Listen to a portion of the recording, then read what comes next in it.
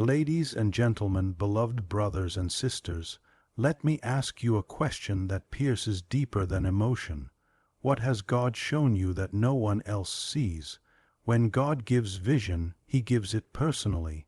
It's not distributed like a public announcement or broadcast over loudspeakers.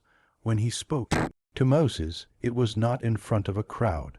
It was at a burning bush in the wilderness with no one else around. When God wanted to change the course of human history, He called one man, Abraham, out of his homeland and said, "Go to a place I will show you." That conversation didn't include his relatives, friends, or even his wife. It was a private revelation for a public destiny. This is how God moves. He singles people out. He pulls them into the secret place. He doesn't need group consensus or community approval. He needs your attention, and when He says, "Only you see this," it's not rejection of others. It's a recognition of your calling. You were not chosen because you were the loudest. You weren't selected because you were the most qualified by human standards. You were chosen because God saw in you the willingness to listen, the courage to believe, and the capacity to carry what others would quickly abandon. You were selected to receive a vision that others couldn't handle. If God revealed it to everyone, they would distort it, dilute it, or destroy it. There's a divine filter at work in heaven. God doesn't reveal everything to everyone. He reveals what's necessary to those who are ready. That's why what you saw, what was placed in your spirit, feels so personal, so sacred, and even so lonely. You may wonder why the people around you can't grasp your passion. Why don't they see what I see? Why don't they feel what I feel? The answer is simple. They weren't supposed to. God didn't show them. He showed you. And if He showed you, then He's expecting you to carry it, protect it, and walk with it, until the time comes when He makes it visible to the world. Think about the prophets of old. Jeremiah was just a young man when God called him and said, "Before I formed you in the womb, I knew you." That call was not voted on by his village. It was personal. It was specific. It was private. And Jeremiah had to speak what he saw, even when people rejected it. God works through personal conviction before He reveals through public confirmation. That's why it can be hard. That's why you may feel misunderstood. That's why people around you may say you've changed, or that you're chasing something unrealistic. But listen closely. They're not supposed to understand. They weren't in the room when God spoke. They weren't awake when the dream came. They weren't fasting when the vision was given. The reason God said, "Only you see this," is because He's building something unique in you. He's forging a fire that won't go out just because others don't believe. He's testing your obedience. Can you trust Him when you're walking alone? Can you still build what He showed you when no one claps for you, no one funds you, and no one believes in you? That's the level of faith God is cultivating in you. He wants to know that if the vision never gets validated by people, will it still be fulfilled by your obedience? Remember, when Jesus was in the Garden of Gethsemane, the disciples were asleep. They couldn't see the spiritual war raging in that moment. Only Jesus could see it, and only Jesus could carry it.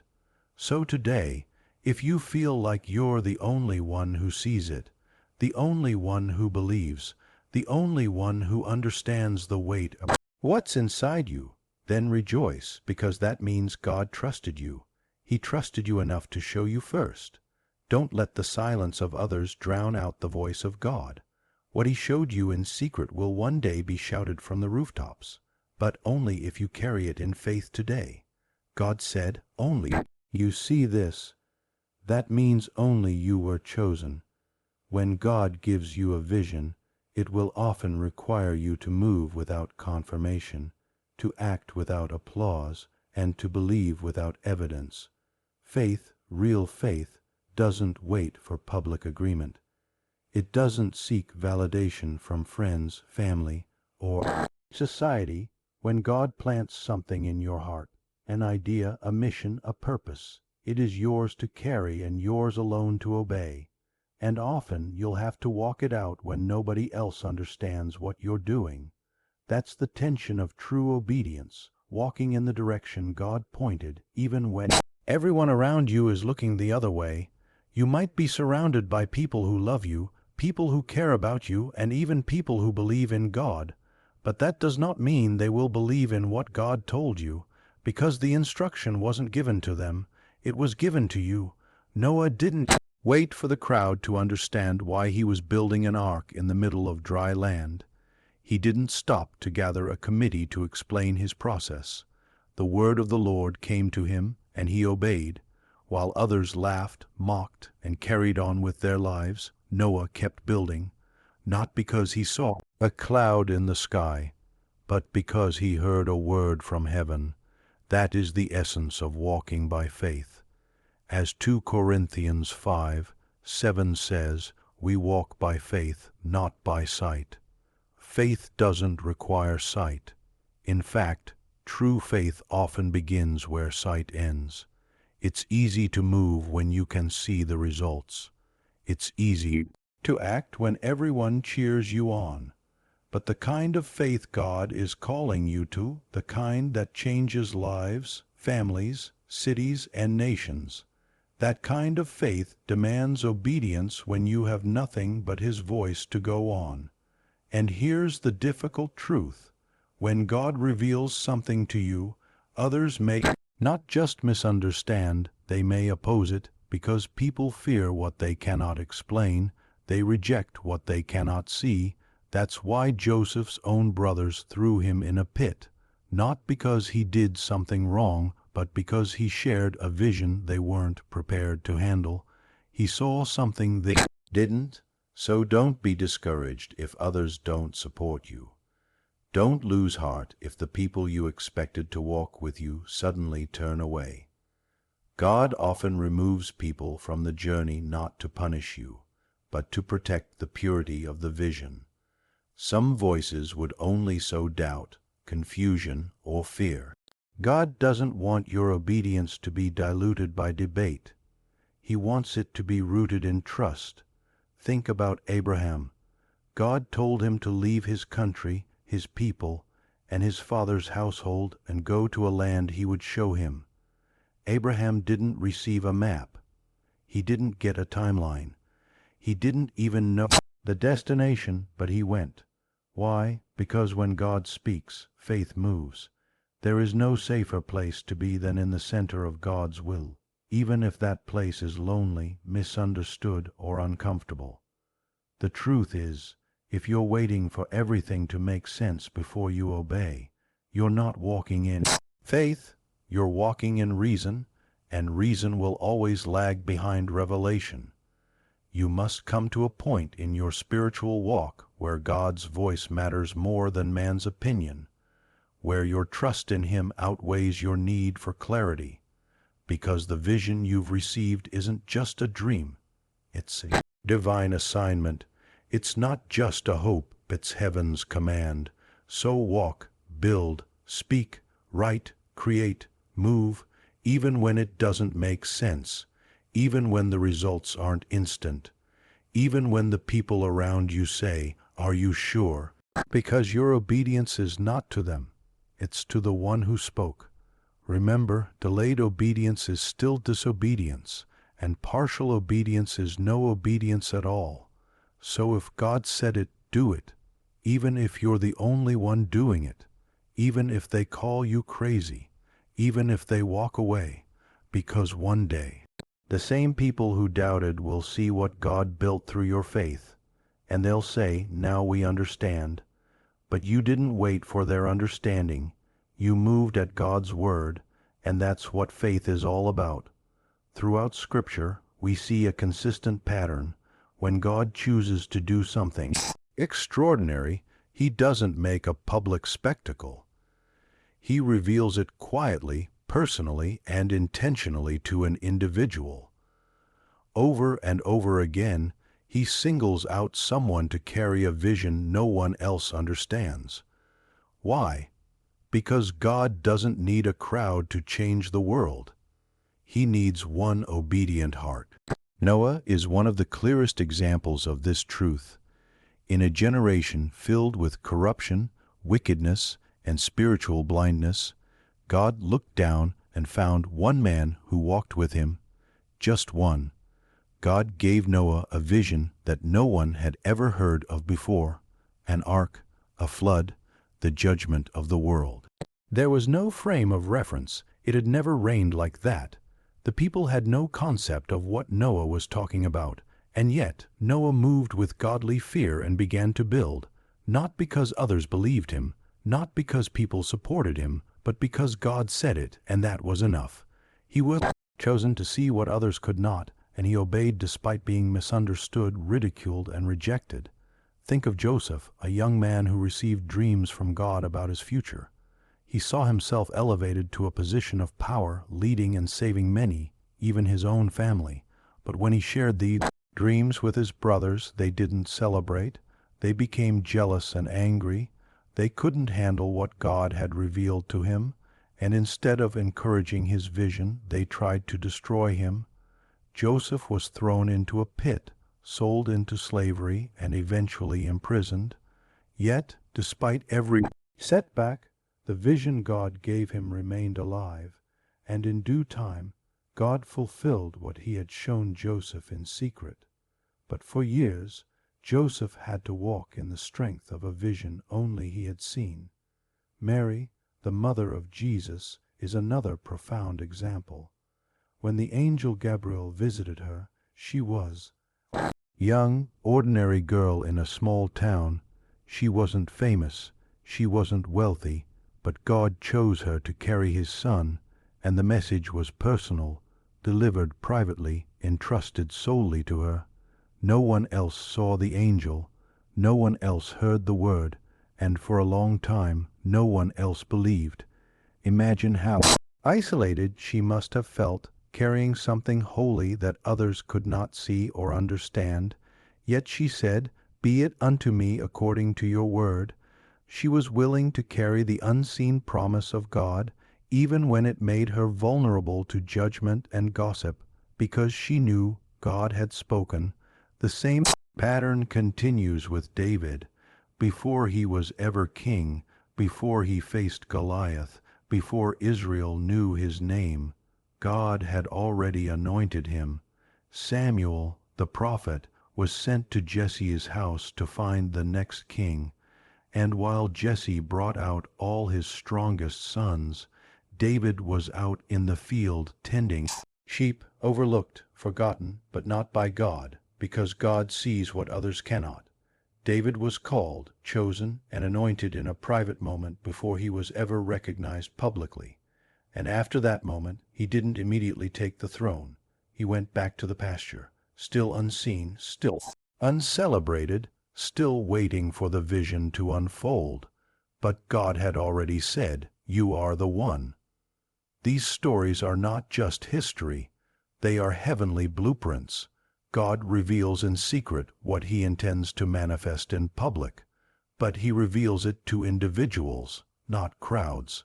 If you've received a vision, a calling, or a burden that no one else understands, you are not alone. You're part of a divine pattern. You're walking a path worn by prophets, apostles, and heroes of faith. Don't be discouraged because others can't see what you see. That's not a flaw. That's a sign. God doesn't need everyone to see it. He just needs you to believe it. He's not asking for agreement from the world. He's asking for obedience from your heart. So hold on to the vision, protect it, nurture it, even if it costs you relationships, even if it leads you through valleys. Because if God showed it to you, he will surely bring it to pass. There is a difference between what the natural eyes can see and what the Spirit perceives. Many people live their entire lives guided only by what they can physically see, touch, or prove. But those who walk with God learn to operate on a higher frequency, on spiritual sight. This kind of vision doesn't come from the eyes in your head, but from the eyes of your heart. It's a vision that is born in the secret place of prayer, cultivated through time in God's presence, and matured by unwavering faith. When God shows you something, it usually doesn't appear in the natural first. He doesn't show you the final product with physical proof. Instead, He gives you a glimpse in your spirit, an impression, a word, a dream, or a burden, and He asks you to believe in what you cannot yet see. That's why so many people miss what God is doing. They're waiting to see it with their eyes before they believe it with their heart. But that's not how the kingdom of God works. Hebrews 11:1 tells us, "Faith is the substance of things hoped for, the evidence of things not seen." It means faith is the evidence, not the bonus. Faith itself becomes your foundation before anything in the natural world confirms it. If God has shown you something in the Spirit, whether it's a business idea, a ministry, a healing, a restoration, or a destiny, then it's already real in heaven. Now He's asking you to treat it as real on earth, even before it manifests. You cannot walk in spiritual vision and expect natural people to understand. The things of the Spirit are foolishness to the carnal mind. That's why when you talk about what God showed you, when you speak boldly about the dreams you've received or the direction you feel in your heart, some people may laugh, others may dismiss you, and a few may even criticize you, but don't let their blindness discourage your vision. They're not walking by the same light you are. Think of Elisha and his servant in 2 Kings 6. When the enemy army surrounded their city, the servant was terrified. All he could see were soldiers and weapons. But Elisha prayed, "Lord, open his eyes that he may see." And suddenly the servant's spiritual eyes were opened, and he saw that the hills were full of horses and chariots of fire surrounding them. The protection of God had been there all along, but it wasn't visible in the natural. It had to be seen with spiritual eyes. That's the same kind of seeing God gives you when He says, "Only you see this." He's not just referring to a private revelation. He's talking about a different dimension of vision. You are seeing something in the Spirit that hasn't yet touched the earth. But that doesn't make it less real.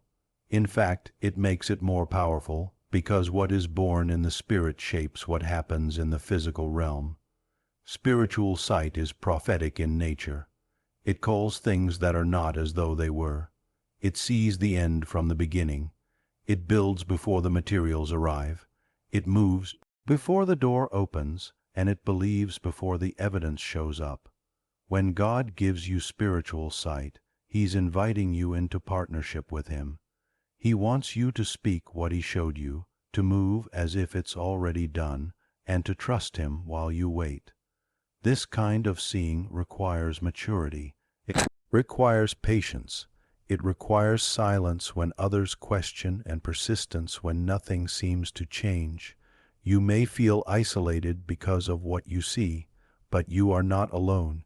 You are chosen to carry something that has yet to be revealed, chosen to believe when others doubt, chosen to walk by faith, not by sight. So don't let the delay discourage you. Don't let the lack of evidence shake you. What you saw in the Spirit is more real than anything in the natural. Keep walking, keep praying, keep building, because soon what was once invisible will become undeniable, and all will see what only you saw first. When God says, "Only you see this," He's not just revealing something to inspire you. He's commissioning you to steward a divine responsibility. The vision is not given just to make you feel special. It is entrusted to you because God knows you are capable of carrying it, protecting it, and seeing it through. You are not just a dreamer. You are a vessel, and with every vision comes a demand, the demand for stewardship, discipline, and faithfulness. Stewardship begins with how you treat what God shows you in secret. The dreams, ideas, strategies, and revelations God places in your heart are sacred seeds. They must be watered by prayer, protected by silence, and cultivated by consistent obedience. Not everyone is meant to know what you carry. Some things must be hidden until the appointed time. That's why Joseph's story is so powerful. Not only did he see something that no one else saw, but he had to learn how to carry it wisely, even when others misunderstood or attacked him. You must understand, to be chosen to see is also to be chosen to carry, and carrying something of heaven is not always easy. It can feel heavy, it can feel lonely, it can even feel unfair. But God never gives a vision without giving grace to handle the weight of it. The very reason He chose you is because He knew you would treat what He showed you with reverence, not recklessness. Stewardship also means preparation. When God gives you a vision of your future, whether it's a ministry, a movement, a business, a healing, a breakthrough, He's not giving it to you so you can wait passively for it to happen. He's giving it to you so you can prepare actively for its arrival. Noah didn't just hear the word of the Lord and sit still. He built, he worked, he gathered materials, he prepared the ark even when there was no sign of rain. That is the heart of a faithful steward, someone who moves not by what they see, but by what they've heard. There will be times when no one around you will understand the level of dedication you're walking in.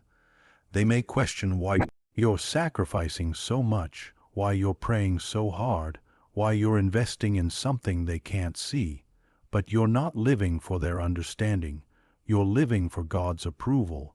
You're building something bigger than yourself, something that was birthed in the Spirit and must be nurtured with obedience.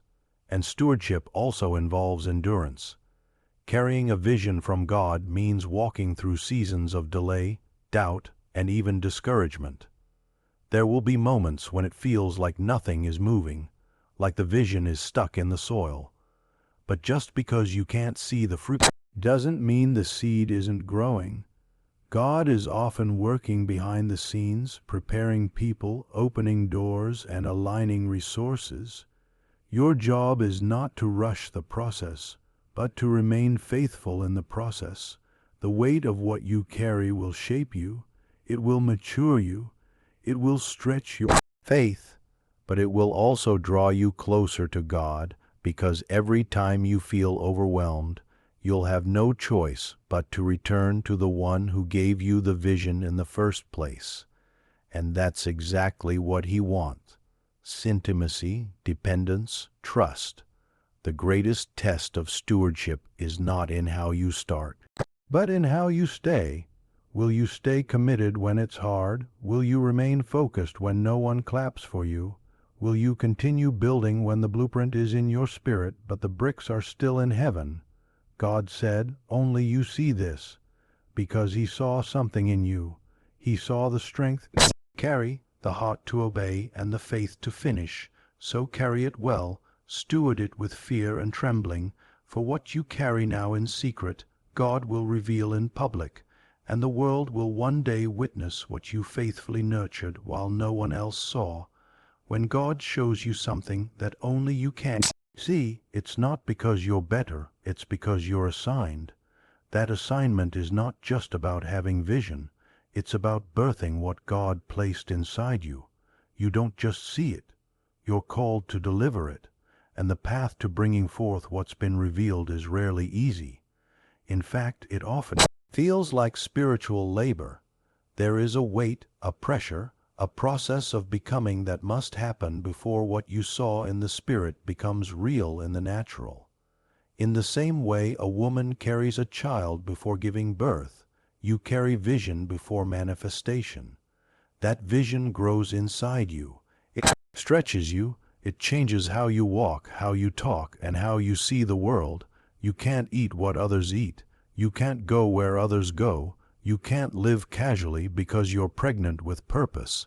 And like natural pregnancy, spiritual pregnancy is uncomfortable. There are moments of excitement and moments of pain, moments of anticipation and moments of weariness.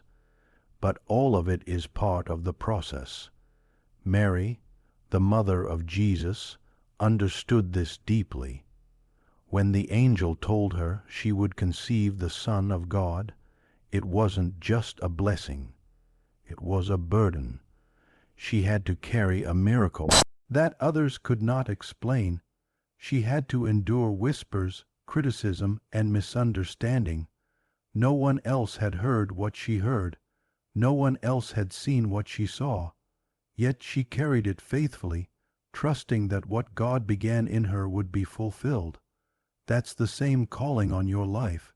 You've seen something others haven't. You've received a word that seems impossible. You've been marked by heaven to give birth to something that the world needs. And because of that, your journey will be different. Don't expect everyone to understand it. Don't wait for the crowd to confirm what God whispered in your spirit.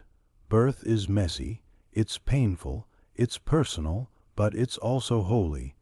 There's a reason God didn't tell everyone what He showed you, not because others are unworthy, but because they aren't the ones chosen to carry it. They couldn't handle the pressure. They weren't built for the weight, but you were, and now you must push. Push past fear, past doubt, past delay. You must push in prayer, push in discipline, push in faith. Because every promise from God is delivered through obedience. And here's the truth most don't want to admit. There will be contractions. You will feel pain before you see progress. The closer you get to the fulfillment of what you saw, the more intense the pressure becomes. The enemy will try to convince you to quit, to walk away, to abandon what you're carrying, but don't you dare give up. You've come too far. You've believed too much. God didn't bring you this far to leave you now.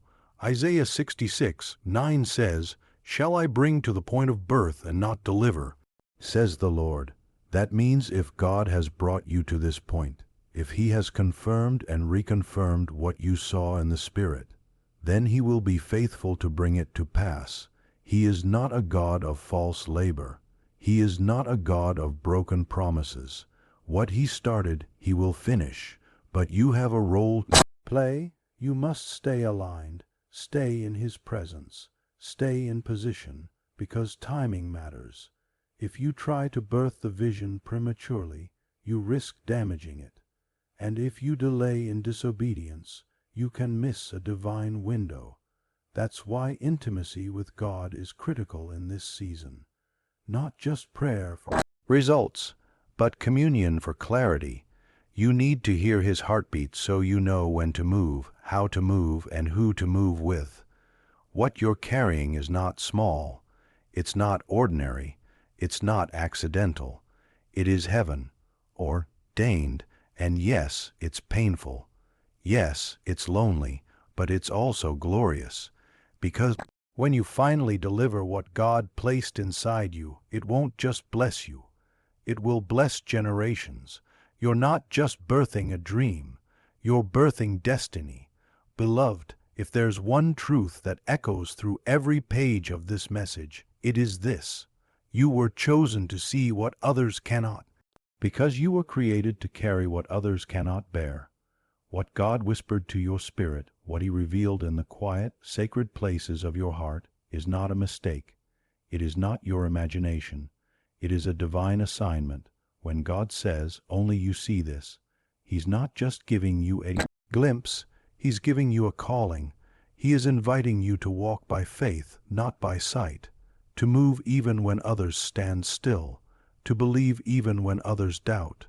He is drawing you closer, setting you apart, and preparing you to birth something that will impact lives, change destinies, and glorify His name. Yes, it's lonely at times. Yes, it's heavy. Yes, there will be tears. But hear me, you are not crazy, you are called. You are not overlooked, you are appointed. And you are not too late. You are right on time. Everything God showed you, every vision, every idea, every dream, is still alive. He didn't give it to the crowd, He gave it to you. Now is the time to rise, to protect what He showed you, to prepare for what's coming, to persevere until you see the promise. Let the world laugh, let them doubt, let them walk away. But you, child of God, you hold the seed of something eternal, and when the time comes, what was once invisible will become unmistakable. So walk boldly, speak faithfully, and build courageously, because God said only you see this, and one day the whole world will thank Him that you did.